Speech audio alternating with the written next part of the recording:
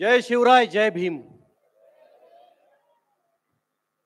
विचार मंचावरील आदरणीय ॲडव्होकेट बाळासाहेब आंबेडकर आणि सगळे मान्यवर, उपस्थित बंधू भगिनींनो, तुम्ही दुपारपासून उन्हात बसलेले आहात. आता इथं सावली आहे, खरं राजवाड्याची सावली पडली, त्या कोपऱ्यात ऊन आहे, पण मला खात्री आहे तिथे एक शाळा आहे जिथं माझा भीमराया शिकलाय. त्या शाळेची सावली तिथे पडणार आहे नक्कीच. कुणी उन्हात राहणार नाही या देशात. जेव्हा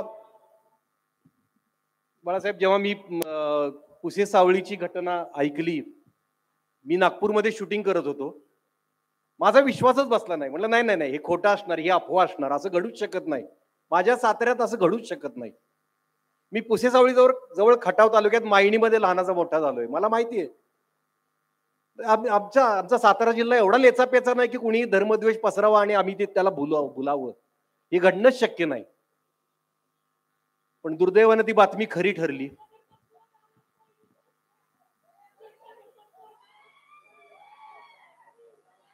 जेव्हा मला कळलं की दुर्दैवाने ही बातमी खरी आहे, मला खूप वेदना झाल्या, खूप खूप वाईट वाटलं. म्हटलं माझा सातारा असा नव्हता, माझा सातारा असा नाही. बड़ी रौनक थी इस घर में, ये घर ऐसा नहीं था. बड़ी रौनक थी इस घर में, ये घर ऐसा नहीं था. गिले शिकवे भी रहते थे मगर ऐसा नहीं था. जहां कुछ शीरी बातें थी वहां कुछ तल्ख बातें थी. शीरी बातें म्हणजे मीठी बातें, तल्ख बातें कड़वी बातें. जहां कुछ शीरी बातें थी वहां कुछ तल्ख बातें थी, मगर उन तल्ख बातों का असर ऐसा नहीं था. जावेद अख्तरांनी लिहिलेल्या या ओळी या परिस्थितीला नेमकेपणानं जुळतात.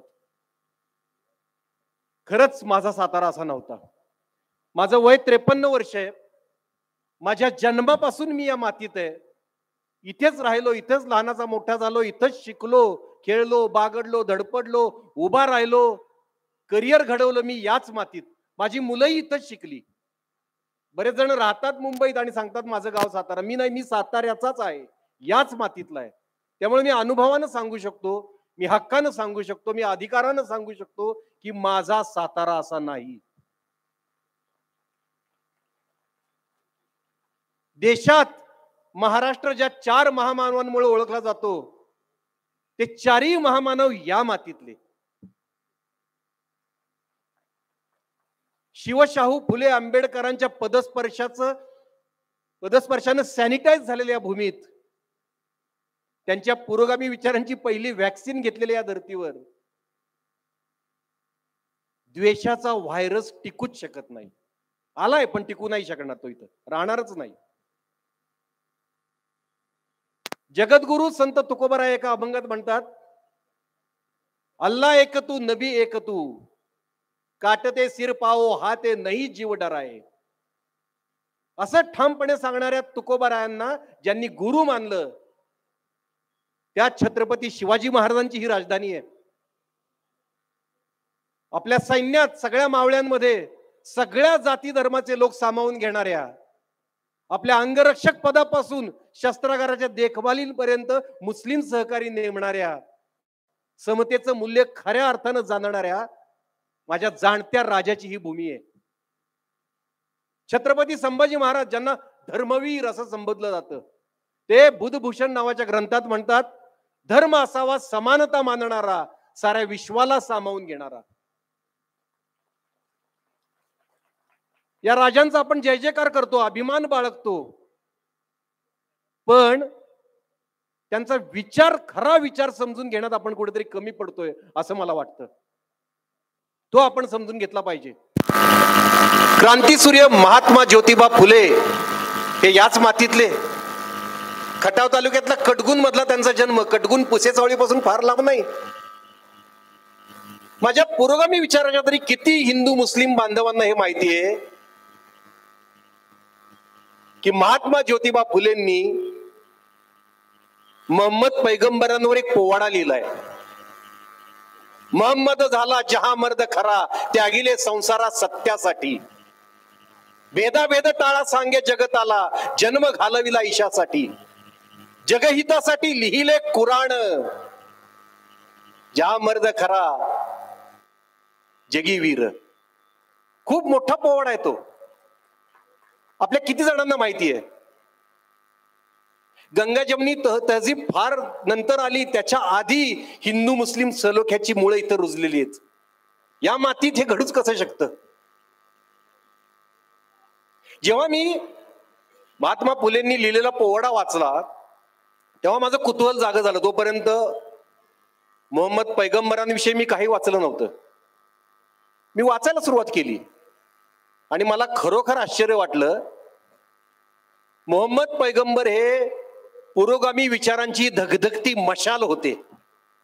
गौतम बुद्ध, महावीर, बसवण्णा, आपले चक्रधर स्वामी, नामदेव, तुकाराम यांच्या विचारांची साम्य दाखवणारी त्यांची विचारधारा आहे. हे आपल्यापर्यंत कसं पोहोचवलं गेलं नाही? यात आपले मुस्लिम बांधवी कमी पडले असतील, आपले बांधवी जाणून घेण्यात कमी पडले असतील की मोहम्मद पैगंबर नक्की कोण होते. त्यांचे सुधारणावादी विचार ऐकल्यानंतर थक्क व्हायला होतं. हे विचार आपण का समजून घेत नाही? माझ्या मुस्लिम बांधवांनाही माझी विनंती आहे की मोहम्मद पैगंबर ईश्वराचे प्रेषित होते.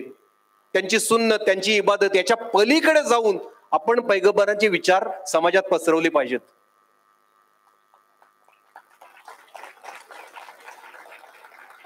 त्यांच्या सुधारणावादी विचारांची मशाल घेऊन पुढच्या काळात कितीतरी सुफी संत प्रकाशमान झाले, प्रभावित झाले. नंतरच्या काळात त्याची नाळ वारकरी संप्रदायाशी जोडली गेली. आणि आपण बारकाईनं अभ्यास केला तर बुद्ध विचाराशी साम्य सांगणारे हे सगळे विचार आहेत. म्हणजे बघा, आपल्या सगळ्या महामानवांची विचारधारा एकच आहे. त्यांची मुळं एकच आहे, मानवता. त्याचा पाया मानवतेचा आहे. भेदाभेद नष्ट करणं हे ध्येय आहे. विचारात त्यांच्या सख्य, त्यांच्या विचारात मेळ आहे. पण त्यांचे अनुयायी म्हणवणारे आपण एकमेकात भिंती उभ्या केल्यात. आपण एकमेकांचा द्वेष करतो. ही आपल्या महान मानवांच्या विचारांशी केलेली बदतमीजी आहे. हे आपण आता इथून पुढे टाळलं पाहिजे. आता ठीक आहे, मी लवकर संपवतो, पण बोलावंसं तर वाटतंय. बाळासाहेब मला खरंच खूप दिवसांनी लाभलेत. मागे एकदा योग आला होता, मला सम्यक पुरस्कार दिला होता पुण्यात बाबा आढावांच्या हस्ते, पण त्यावेळी बाळासाहेब उपस्थित राहू शकले नाहीत. मला वाटलं होतं की त्यावेळी काही आमचे विचार आम्हाला एकमेकांशी शेअर करता येतील. थोडंसं बोलतो, 2 मिनिटं फक्त. तर हे जे विचार आहेत आपल्या महामानवांमध्ये जे सख्य आहेत ते जाणून घेण्यात आपण कुठेतरी कमी पडतो का? शेख मोहम्मद आणि संत तुकाराम यांची मैत्री हे त्याचंच प्रतीक आहे. शेख मोहम्मदांच्या प्रवचनानं तुकाराम महाराज आवर्जून हजेरी लावायचे आणि तुकाराम महाराजांच्या कीर्तनाला शेख मोहम्मद भान हरपून नाचायचे. संत एकनाथ महाराज एका अभंगात म्हणतात, एका जनार्दनी निजवद अल्ला, आसल वही बीट पर अल्ला. अल्ला माणसात आहे, अल्ला घराघरात आहे. एवढंच नाही तर विटेवर उभा राहिलेला तोही अल्लाच आहे. हे एकनाथ महाराजांनी सांगितलंय. हे आपले कुठले कीर्तनकार समाजाला सांगतात? हे सांगितलं पाहिजे.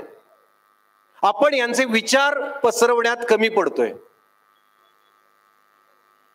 आपली ही परंपरा आहे, एकतेची नाळ आहे आपली. अमेरिकन विचारवंत एलेनोर झेलियटनं लिहून ठेवलंय की विठ्ठल आणि अल्लाह यांच्यामधला भेद कमी करून हिंदू मुस्लिम समाजामध्ये सलोखा निर्माण